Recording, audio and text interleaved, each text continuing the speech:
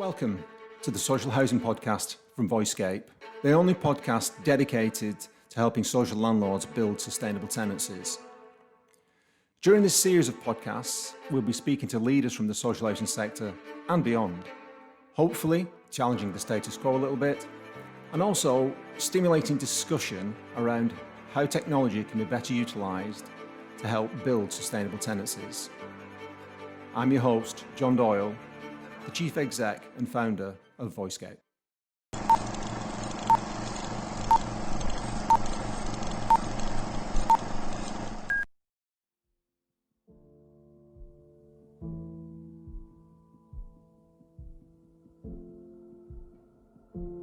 Assist the suicide course, so there was myself and Amanda who started out doing that, and we were taking the calls, but as COVID hit, it just became bigger and bigger and bigger, so we realized we needed some more volunteers to kind of help the two of us out, and that's grown into a 16 strong team.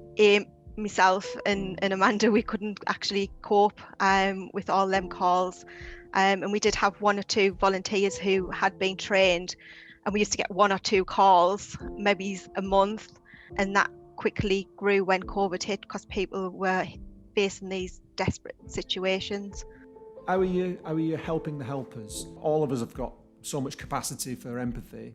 There must come a point where people get feeling a little bit burned out. So I was wondering what you did to support that. Absolutely.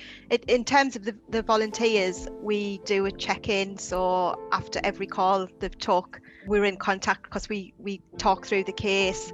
I get a copy of the case and make sure that the volunteers are okay. So and we have our meetups as well, and they're quite a resilient bunch too, you know, and they will shout up if things are getting too much, and we do have them discussions. Today's guest is Jayne Adamson, Tenancy Sustainment Manager at Believe Housing. Jayne was awarded an MBE for services to housing and suicide prevention in this year's Queen's Birthday Honours List. Okay, let's start off, Jayne, with, getting an MBE. How did that feel? I mean, it's pretty significant. So how did that feel, and did you see it coming? I didn't see it coming at all. It was a complete shock. Believe Housing, the organisation I work for, put me forward for it, but obviously they didn't tell me. So when it did come through, I actually thought it was a hoax email, so I did report it to IT. I didn't open it, but it was an absolute honour to receive it. Still can't believe it. It's amazing. When exactly did that happen?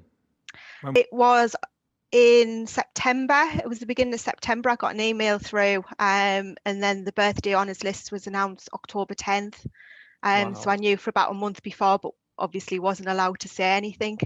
So Brilliant. I surprised everybody, I think. Brilliant. Okay. I wonder, Jayne, if I could just ask you to give me a little bit of an overview of your personal journey in housing up to, if you like, COVID. So before COVID, let's say January 2020. I've been in housing since I left school at 16. So I've seen a huge change on my personal journey with housing. Yeah. You know, we were the local council, renting council houses. At that point, it was there's your keys, and you kind of let the tenant get on with the tenancy. You know, you didn't interfere until, there was an issue with the tenancy. So yeah, from 16, and I worked in repairs. I've worked in housing management, ended up in income, and just kind of worked my way through the housing situation. So I'm on how many years? Blimey. I'm 47 now, so I'm on a 27-year plus stint. Brilliant. So it's been pretty crazy, but yeah, I've been with housing from literally leaving school. So that's given you a really broad depth of experience and knowledge to sort of draw on, hasn't it? Yeah, definitely. There's huge changes. We've been in Almo, now we're an independent social housing provider. So it's been quite a journey. Can I ask you a little bit about Believe? has it been Believe all along? I know you said Council Almo. Have you been in the same organisation or have you been in different organisations? It's been different organisations. So we were council, then we stock transferred and we became East Durham Homes. From then we had a group organisation, so we were County Durham Housing Group, so we joined with 2 other landlords, which was Dale and Valley Homes and Durham City Homes. And from that group we formed Believe Housing. So Right. there's been quite a lot of amalgamation going on and aligning services. So it's again, that in itself was quite a journey, Yeah, putting all that together. and for those people who aren't fully familiar with Believe, how big is it as a landlord in the Northeast? We have around about 18,500 properties, and we range from Seaham along the coast right up until the Dales in County Durham. So we have quite a wide spread properties. We're doing lots of new builds at the moment. So it's just a constant changing landscape for us. Okay, so getting into 2020 and the onslaught of COVID, I'm aware that you've got this big team of volunteers helping with tenant sustainment at the moment. I'm just curious as to how and when that happened. The team itself. How did that come together? I do lead on safeguarding, so we did have a small number of safeguarding leads, and myself and a colleague, Amanda, who's absolutely brilliant and so passionate about safeguarding. We did assist the suicide course, so there was myself and Amanda who started out doing that, and we were taking the calls. But as COVID hit, it just became bigger and bigger and bigger. So we realised we needed some more volunteers to kind of help the 2 of us out, and that's grown into a 16-strong team throughout COVID, and we handle all them welfare calls that come in where there's concerns. So was that? I'm assuming it's a combination of the two, but it sounds like it wasn't something that you predicted. Nobody could really predict what the impact of COVID was going to be, but you reacted to it pretty rapidly. Yeah, we had to. Put that team We together. we had to put that together fairly quickly. Myself and Amanda, we couldn't actually cope with all them calls, and we did have 1 or 2 volunteers who had been trained, and we used to get 1 or 2 calls maybe a month, and that quickly grew when COVID hit because people were facing these desperate situations. So tell me a little bit about the volunteers then. Who are they, and what part of the business did they come from? How did that all come together? The mainly frontline officers. So we put a call out really to see if we could have some volunteers, and we were very clear on what that would mean when you became a volunteer. It meant taking a call. It didn't matter what you were doing, where you were at. 4:30 on a Friday when people's had enough of the working week, and guarantee that phone call will come in, and they need to be prepared to take that call. So yeah, we literally put a call out and asked for volunteers, and people came forward, and we're still getting volunteers coming through. I was going to say, because it sounds like you've had a fantastic response. That's quite a team, isn't it? Yeah, it's great. And we kind of rotate that team as well. You can imagine if you're on the top of the list, Yeah. you get the first call and then people work their way through it. So we try and rotate the list around so people are not being constantly contacted, because we make that list accessible to everybody across Believe, so they know who to contact in a time of need. Brilliant. You mentioned yourself and Amanda doing the assist course. So I'm just curious as to what sort of training, if any, that the volunteers have had, or what sort of structure you put them in. Yeah, we put together a script coming away from that assist course, and it is about getting that person to a place of safety. So there was a script put together that we trained the volunteers on, and we do like a training session. So it's how to start the call safely, so they gather all the information that they need, what questions they need to ask, and what route that's going to go down to, so they end the call safely as well. We have had some hairy moments. Yeah. But yeah, it's really good. So it's kind of a set training session that we do, and we meet up as well every couple of months, the volunteers, just to share experiences, support each other. So yeah, it's worked out really good. Good. And has there been any sort of proactive targeting, having got the team together and understood the sort of response? As you said, it was initially reactive to what was going on in the world. Have you taken stock and sort of maybe targeted any groups of particular people who are vulnerable or stuff like that? Kind of alongside that, because that group of volunteers are very reactive and they take them reactive calls. But what the organisation did do, and they did it fairly quickly, they started welfare calls. So they were targeting, at the minute, we're contacting all our customers aged over 70.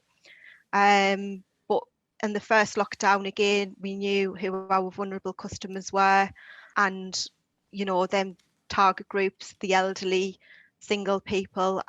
So there was a lot of phone calls made to people to make sure that they were all right, they had food, just a general check-in, and that went down really well. That was really appreciated by our customers.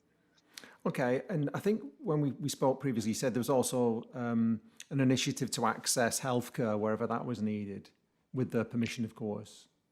Yeah, again, that's around them reactive phone calls. So if they do need to speak to a GP, we'll arrange that appointment for them. So we'll contact the GP and raise our concerns and ask the GP to get in touch. Then we do that with a follow-up call as well to make sure the GP contacted or the GP managed to get in touch with the person that we've been speaking to. And that goes, that's GP. We've had where we've contacted CPNs. So, whatever the customer needed at that time, we've made that contact. And close the loop to make sure that Yes. the service has been delivered. Yeah, Brilliant. absolutely. Okay. So, I mean, it might be an obvious question, I don't know, as we're sort of coming to the end of 2020, but what's the workload like and the trend? Because it sounds to me that it's not something that's gone away, it's something that's grown. Potentially next year it could grow even more. Absolutely. But how are you helping the helpers? So in terms of managing the well-being of, because I could imagine, as you said, if I know you've got the list rotating, which is good, but all of us have got so much capacity for empathy. There must come a point where people get feeling a little bit burned out. So I was wondering what you did to support that. Absolutely. In terms of the volunteers, we do a check-in. So after every call they've took, we're in contact because we talk through the case. I get a copy of the case and make sure that the volunteers are okay. So and we have our meetups as well. And they're quite a resilient bunch too, that, and they will shout up if things are getting too much. And we do have them discussions. In terms of staff across the business, again, it's very much about people's welfare, working from home. It's a very, very strange situation for people to be in. There must be, people across the country are all experiencing this, but the organisation's been really good around checking on staff welfare, making sure they've got all the equipment they need to work from home. We've had, a summer of fun. We're doing 12 days of Christmas, just trying to keep spirits up, regular check-ins. We've got bongo bingo coming up just to try and kind of to rally people. But again, we are having serious conversations with staff around their well-being and just to make sure that the support, there's helplines in place. So yeah, there's lots happening to try and address that. Right, that's brilliant. Just sort of stepping back a moment from the acute issue of COVID and all the issues that that's driving, I'm kind of interested in the sort of business as usual aspects of the tenancy sustainment team, because I'm sure there's that need to strike a balance between advice and support, but also about people taking personal responsibility. How do you manage that balance, and how does that manifest itself? Yeah, there's been some difficult conversations because, at the end of the day, rent is due, but we're very, very aware of people's situations, and we make sure we're looking at that affordability aspect. We work in partnership with credit unions and letting our customers know they are supported. The most important thing is that our customers talk to us and getting that message out rather than burying their heads. If they're having issues and paying the rent, we want them to talk to us. We want to speak to them. We can help, we can support. It's amazing, what we can do to help customers that they don't realise that we would even do as a landlord. So, you know, we look at energy suppliers, we're looking at water rate reductions. We've got a team of debt advisors who can help people if they find themselves into debt. So we can do some debt negotiation.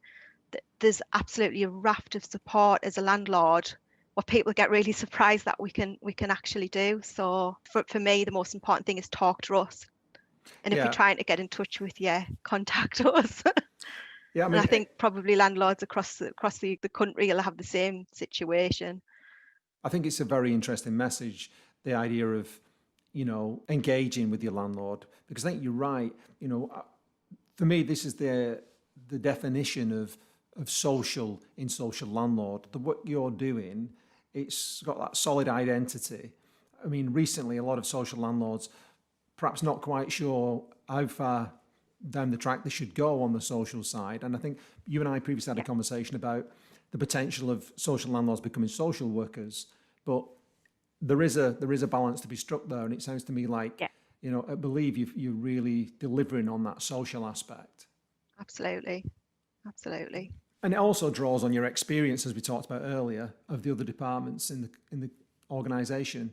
You picked up on rent there as a key one. Obviously, tenant sustainability, it works both ways. For this tenancy to be sustainable, people have got to pay the rent. But I think they'd be surprised, as you say, about the amount of resources you can draw on to help them with that, which is very encouraging. Absolutely. To stay, yeah.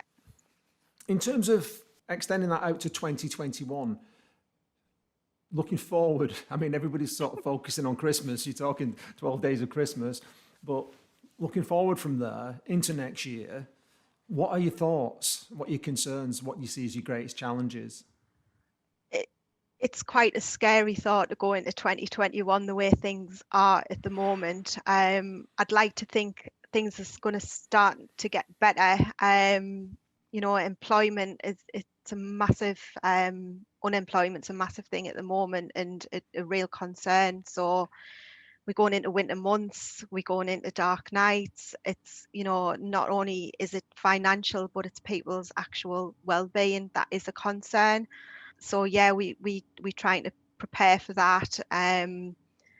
You know, just letting our customers know we hear you and to talk to us, you know, if they are experiencing problems. And I just see that going on right into 2021. I don't want to sound bleak, but it feels a little bit bleak. Well, I wouldn't disagree with that, but I think it's right to, you know, we have to consider it because we have to prepare for it. Absolutely. It isn't going to be a tea party. Just solving the pandemic and getting a vaccine is great, but the aftermath of this year is going to be considerable. And I'm with you on the idea of people's outlook being affected. It's interesting, there's a movement across the sector about collecting with care, something that we're involved in. And it's this, going back to what we were saying before about tenant sustainability, you need to collect the rent, but there are ways of doing that. And I think looking into 2021, a big factor is going to be the mental health of the colleagues within the housing associations who have to chase that rent. Yeah. Because they know it's a hard time and they know it might be a difficult conversation. But building up a consensus around the importance of rent collection, if you like, and paying your rent and meeting your responsibilities is going to be a big challenge to do it in a way where everybody's not frazzled at the end of the day, isn't it? Absolutely. Like you say, it's a two-way thing. It's the customer, the welfare of the customer, and it's the welfare of our staff as well that we've got to be fully aware of when we're having them difficult conversations. I think it's encouraging that you've got a few tricks up your sleeve, so to speak, that it's not just phoning people or contacting people to get the rent off them, but it's actually potentially opening up avenues to get more funding for them so they can pay the rent. Because I think absolutely. That's a big disconnect, isn't it? A lot of people think that all the landlords are doing is chasing to get the rent, but they're actually facilitators, aren't they? Absolutely. Yeah, that's exactly what the team do. Look for ways, you know, to maximise that income so they can pay the rent, so they can live in the home, so they can be comfortable, so they can heat, they can eat. It's really needed, that kind of support, and it's a very supportive approach. And I think we've always had that at Believe Housing, but it feels like it's more of a conversation now than ever that we need to have with our customers. Brilliant. I'm just wondering if anybody else has been in touch with you. I mean, obviously the MBE is a great advert for best practice, but it sounds like you're doing a lot of good things. And I'm just curious if any other social landlords organisations, I did read somewhere that Durham County Council have shown an interest.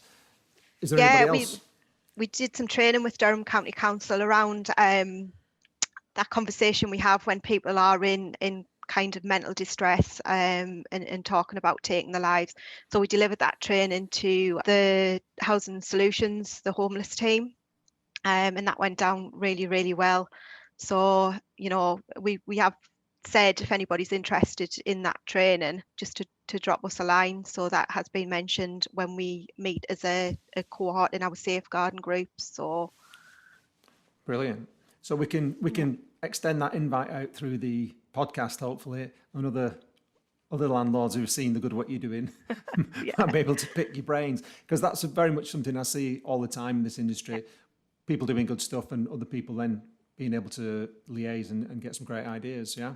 Definitely. That's what it's all about, isn't it? Absolutely. Well, I think what I'd like to say, Jayne, is a massive congratulations to you and your team for the recognition of the MBE. They don't give them out lightly. You've obviously been doing some good stuff. What I'm also really pleased about is the fact that the white paper came out recently and you beat them to the punch, for me, on the issues that were raised around engagement and, treating tenants with respect and all those things, because you're obviously doing that in spades. Yep. And I certainly think that there are a lot of other people out there who can learn from you. So I'm really grateful for you joining us today as a guest. Oh, thank you. That's lovely. Thank you. You're welcome. If you're new to the Social Housing Podcast, please subscribe if you're listening via Apple Podcasts, or leave a follow if you use Spotify. Also, please remember to leave us any feedback, good, bad or ugly. It can only help serve improve us. Finally, I'd like to thank you all for your time and attention. I appreciate that everybody's busy, but I do hope you learned something from the experience. I certainly did. Thanks again, and I'll see you next time on the Social Housing Podcast. Goodbye.